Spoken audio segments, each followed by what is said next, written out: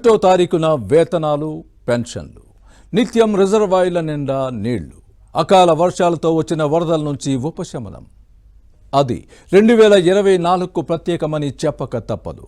మూలన పడిన పోలవరం, ఆగిపోయిన అమరావతి పనులకు మళ్లీ ఊపు తెచ్చిన కూటమి ప్రభుత్వం ఇక తగ్గేదేలే అని తేల్చేసింది.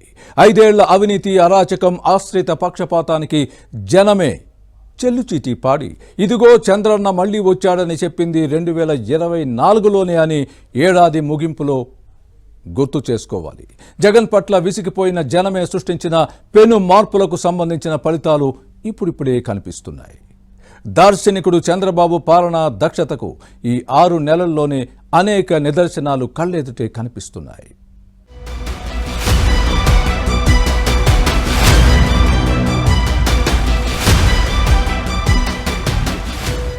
అర్ధరాత్రి అరెస్టులు, గోడలు దూకి ఇళ్లలోకి వెళ్లడం, ప్రశ్నించిన వారిపై 3rd డిగ్రీ ప్రయోగాలు, శుక్రవారం వస్తే చాలు బుల్డోజర్లకు పనిచెప్పడం, రాజకీయ కక్ష సాధింపులకు అధికార యంత్రాంగాన్ని వాడేయడం 2019 నుంచి 2024 వరకు ఆంధ్రప్రదేశ్ ప్రత్యేకమని చెప్పాలి.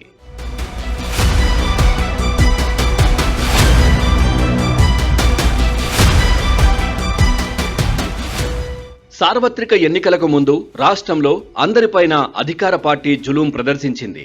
విపక్షాల ఐక్యతకు అదే కారణమైంది. ప్రభుత్వ వ్యతిరేక ఓటును చీలనివ్వబోనని ఇప్పటం మీటింగ్లో జనసేనాని పవన్ కళ్యాణ్ ప్రకటించడం మరింత ధైర్యాన్నిచ్చింది. టీడీపీ, జనసేన పార్టీలు ముందుగా జతకట్టగా అటు కేంద్రంలో అధికారంలో ఉన్న బీజేపీ కూడా కూటమికి మద్దతు ప్రకటించింది. దీనితో ఎన్నికల నాటికి ప్రజల్లో భయం పోయి బాధ్యత పెరిగింది. దాని ఫలితంగా అసెంబ్లీ ఎన్నికల్లో కూటమి పార్టీకి సంచలన విజయం నమోదైంది. 93% విజయంతో కూటమికి భారీ మెజార్టీ అందింది. ఈ క్రమంలో నియంతృత్వ ప్రభుత్వానికి ప్రజలు చరమగీతం పాడారు.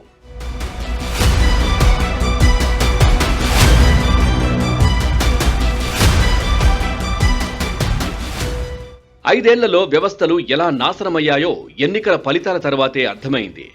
రాష్ట్ర విభజనతో జరిగిన నష్టం కంటే జగన్ పాలనలో 5 ఏళ్ల పాటు జరిగిన విధ్వంసం తీవ్రమైందని తేలిపోయింది.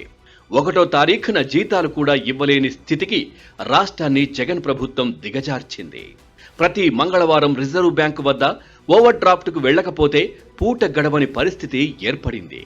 ఇలాంటి క్లిష్ట సమయంలో అధికారంలోకి వచ్చిన కూటమి ప్రభుత్వం తిరిగి ఒక్కో ఇటుక పేర్చుకుంటూ ముందుకు వెళ్తోంది.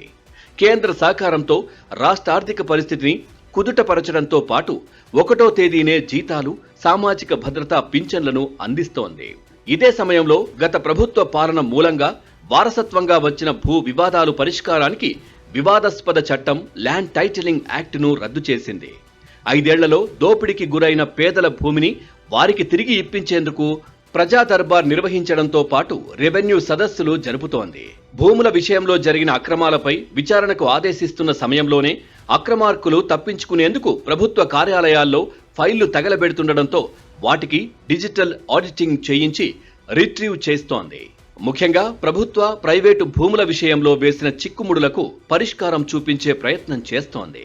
గత ప్రభుత్వ హయాంలో డిజిటల్ కరెన్సీని ప్రోత్సహించకుండా మద్యాన్ని అడ్డం పెట్టుకుని జే ట్యాక్స్ ను వసూలు చేశారు.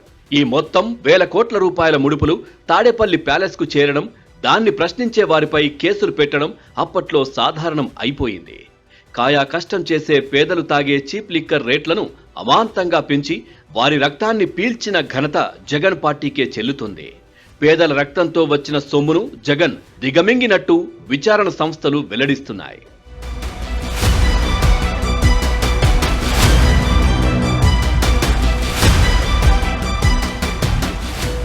సంపూర్ణ మద్య నిషేధమని చెబుతూనే మద్యం భవిష్యత్తు ఆదాయాన్ని గత ప్రభుత్వం ఎస్క్యూ చేసింది. ఈ క్రమంలో సుమారు 25,000 కోట్లు అప్పు తెచ్చింది. దీనిపై అప్పట్లో ప్రతిపక్షాలు ఆందోళనలు చేసినా పట్టించుకోలేదు. మద్యం విషయం ఇలా ఉంటే మైనింగ్లోనూ ఇష్టానుసారంగా వ్యవహరించి ప్రభుత్వ ఆదాయానికి గండి కొట్టారు. గనుల ఘనుడు వెంకట్రామిరెడ్డిని అడ్డం పెట్టుకుని నిలువునా దోచేశారు. కొండలను పిండి చేశారు. అటు ఇసుక విషయంలో అయితే లారీ 44,000కు కూడా అమ్మి స్థానిక ఎమ్మెల్యే మొదలుకొని సీఎం వరకు ముడుపులు తీసుకున్నట్లు తేటతెల్లమవుతోంది. ఇసుక తవ్వకాల గడువు ముగిసినా గుత్తేదారు సంస్థ తవ్వకాలు కొనసాగించింది. అటు సుప్రీంకోర్టు రీచ్లలో తవ్వకాలు ఆపాలని ఆదేశించినా వెనక్కి తగ్గకపోవడంతో పాటు గత ప్రభుత్వం కలెక్టర్లతో సుప్రీంకోర్టుకు తప్పుడు నివేదికలు ఇప్పించింది. దీంతో గత 5 ఏళ్లు విచ్చలవిడిగా ఇసుక పేరుతో దోపిడీ కొనసాగగా ఇప్పుడు తాజాగా కూటమి సర్కార్ ఉచిత ఇసుక విధానాన్ని పునరుద్ధరించింది. అయితే ఈ విధానాన్ని తిరిగి తీసుకువచ్చినా గత ప్రభుత్వ వాసనల కారణంగా ఆదిలో ఇబ్బందులు ఎదురయ్యాయి. క్రమంగా ఉచిత ఇసుక ప్రజలకు అందుబాటులోకి వస్తోంది.